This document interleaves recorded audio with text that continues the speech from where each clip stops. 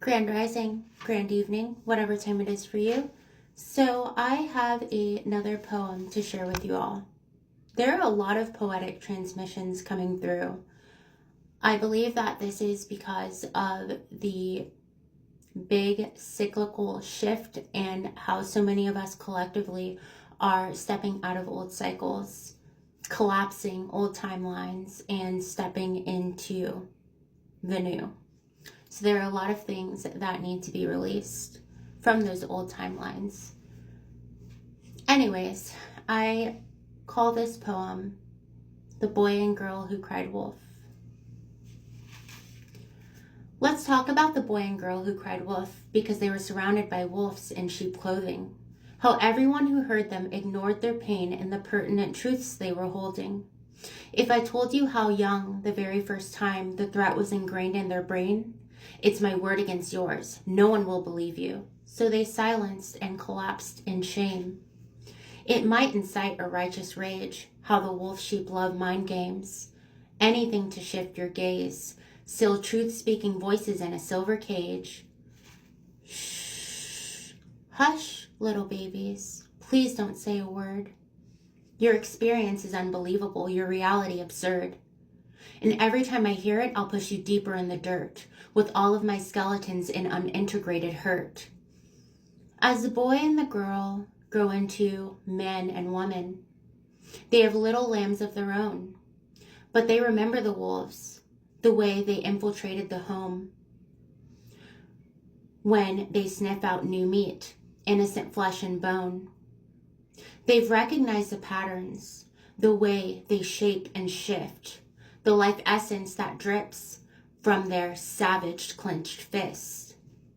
They lie like they breathe. They watch from the trees and take careful note of vulnerabilities they see.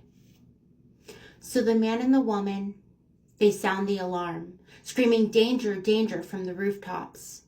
They try to shield their lambs with bruised, battered hands, but the wolves have been trained to pick door locks. And when the onlookers hear the cries for help, gripped in fear, they listen closely to the claims they are making. Voices hoarse, constrained, and aching. The town people conclude, oh, this must be some type of ruse. Those sheep have coats like silk, so charming their words they flow like milk. The one shouting must be insane. Just look at them up there. Claims of the deranged. And the wolf sheep say they are beasts. They're creating such a reckless. Quick, call the police.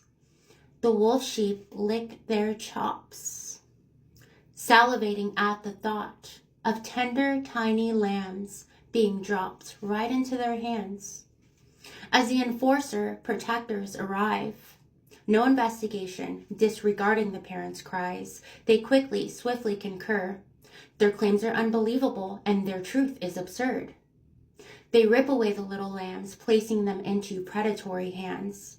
Turning toward the woman, turning toward the man, they say, shut up. Don't say a word. This is the only way. The truth threatens our comfort and you're ruining our day. So we'll place your truth-speaking voices back into our silver cage. So normally, I would allow my poem to be open to interpretation, and it still is. But there's a very specific message within this poem that I don't want to leave open to interpretation. And so I'll share it with you. It seems currently, collectively, the beings on this planet, that the biggest threat is discomfort and the biggest fear is change. And I understand no one wants to be uncomfortable. And sometimes change feels threatening and scary.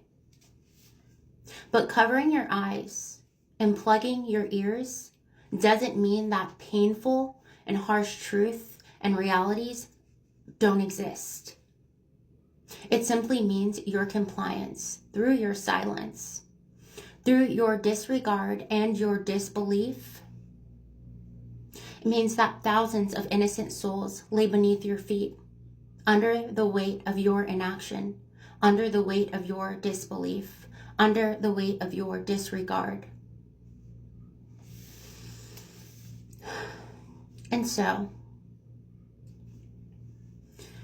as you stay silent, as you look the other way because someone's experience or someone's truth makes you uncomfortable, it's important to recognize and know that that silence, that disregard, is silencing those who are oppressed in silence. And your inaction is protecting the oppressors. When you omit truth and ignore the voices of the voiceless, there's blood on your hands, and you will be made to contend with the role you played by doing nothing, staying silent to protect your comfort, and to stagnate progressive change. You see, there's so many people in this world right now who think if they cover their eyes, if they cover their ears, if they look away, that somehow the experience of another isn't taking place. And I sympathize and empathize. I know that it's difficult to be open and receptive to a experience that you yourself have not experienced. It's almost even threatening, you know? It threatens your sense of safety. It threatens the way that you thought things functioned. But in doing so, in not looking, in not speaking about it, in looking the other way to maintain your sense of comfort and your illusion of safety within this system where there are so many people who are silenced, stuck, trapped in silence under the weight of your disregard, under the weight of you trying to protect comfort and stagnate change and hold on to limiting beliefs because a painful truth or a harsh reality might shatter that. Please know that doing nothing is doing something. Silence is compliance.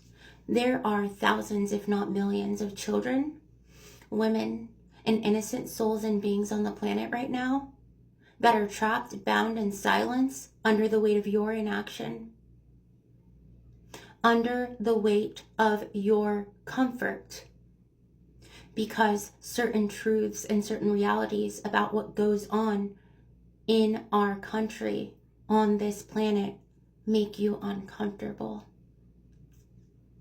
To even consider the reality that several people are absolutely experiencing right now on this planet, several innocent children who do not have the voice or the bodies to protect themselves, that those things are occurring, and we think if we don't look that we're somehow not at fault.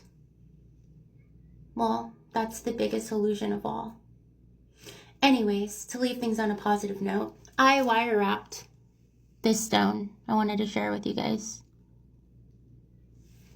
I hope you like it. I'm sending you guys so much love to the universe and beyond. Bye.